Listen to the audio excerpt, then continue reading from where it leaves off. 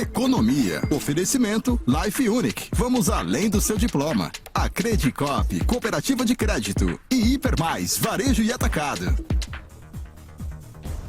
Vamos falar da movimentação que Santa Catarina está vivendo nos últimos anos em razão da chegada, do interesse de grandes empresas para Santa Catarina. A gente falou sobre esse assunto aqui recentemente, que o governo do estado, inclusive, anunciou na semana passada o interesse de novas empresas para o estado. Uma delas é a coreana LG, que avalia a possibilidade de montar uma unidade aqui na região norte. Não está definida ainda a cidade, mas deve vir para a região norte de Santa Catarina. Estamos recebendo neste momento o empresário Jonas Tilp, que acompanha, o mercado imobiliário voltado a grandes corporações e toda essa movimentação neste primeiro semestre de 2023. Jonas, bom dia, meu caro. Bem-vindo. Tudo bem? Boa semana. Bom dia, Marquinhos. Bom dia a todos os radiovintes. Prazer estar aqui com você hoje.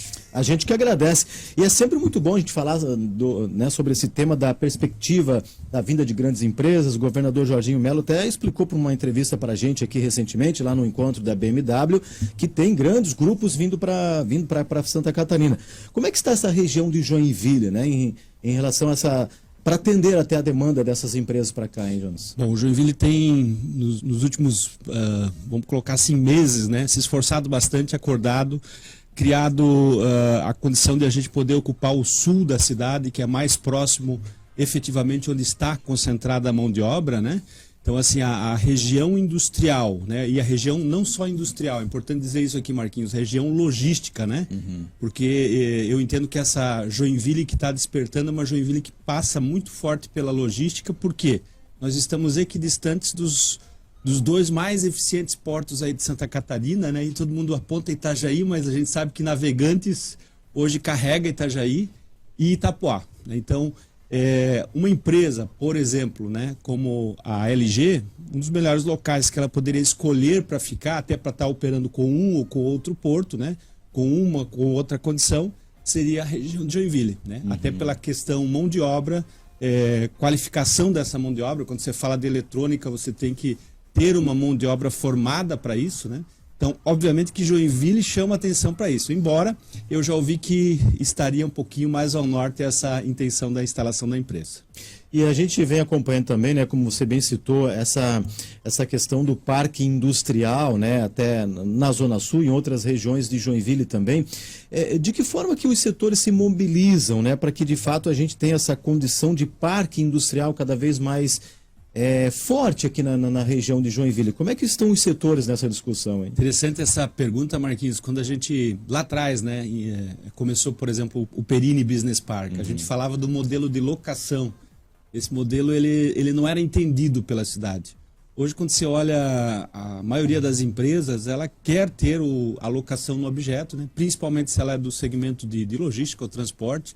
Indústria, às vezes, passa um pouquinho mais pela questão de imobilizar, mas não necessariamente. Isso hoje se torna uma atividade mais profissional de quem empreende nessa área. Então, quando a gente olha assim, foi criado um loteamento industrial, um condomínio de lotes, Esse condomínio hoje ele já oferece as duas condições. Ele oferece a condição para que o empresário possa comprar o imóvel que ele quer, ou ainda possa estar locando um imóvel, e aí a gente fala de um contrato chamado BTS, que é Build Suit, ou seja, construído sob medida para aquela empresa, e aí contratos de longo prazo, que minimamente são de 10 anos.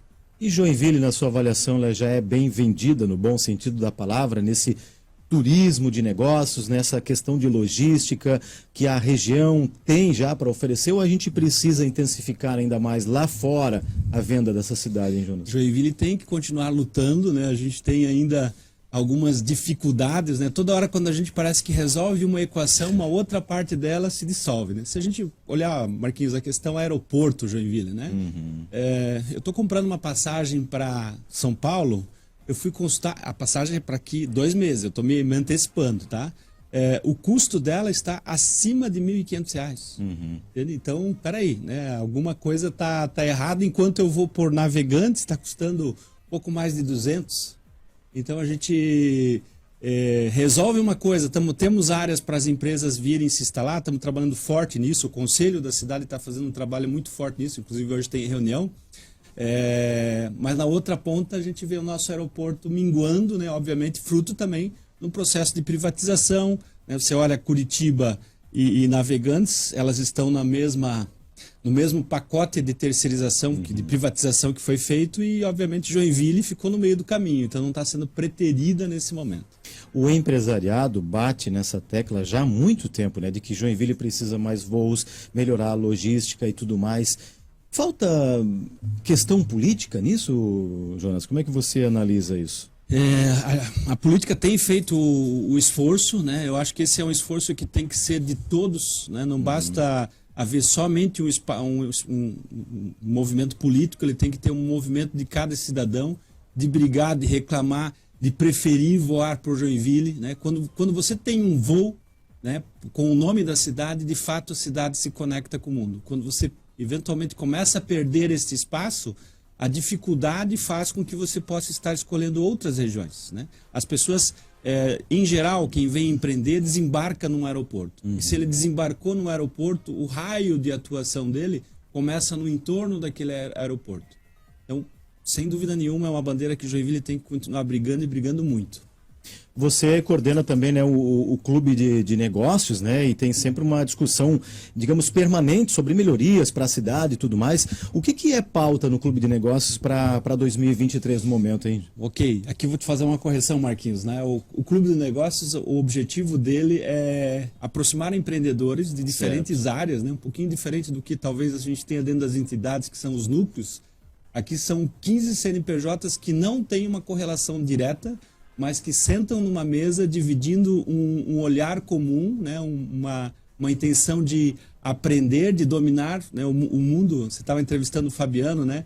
A tecnologia, a inovação vem batendo a nossa porta, mas a gente tem que poder interpretar o que é bom, o que é ruim, o que a gente aplica, o que a gente não aplica. O clube de negócios faz isso, né? E por isso núcleo, por isso clube, não núcleo, né? Exatamente. Então a gente, de certa forma, orienta os empreendedores a poderem performar melhor dentro dos seus negócios, né? E ali a gente brinca, né? O que acontece no clube fica no clube, o que acontece em Las Vegas fica em Las Vegas, tem aquela frase, né? Porque a gente realmente compartilha estratégia, né? Coisa que, às vezes, dentro de um núcleo, isso não é fácil acontecer, principalmente quando o núcleo é similar, né? O núcleo, às vezes, obviamente, ele vai trabalhar para poder trazer uma visão mais ampla e, principalmente, equacionar aquele mercado. Mas cada um caminha com a sua estratégia. Dentro do clube, a gente divide estratégia.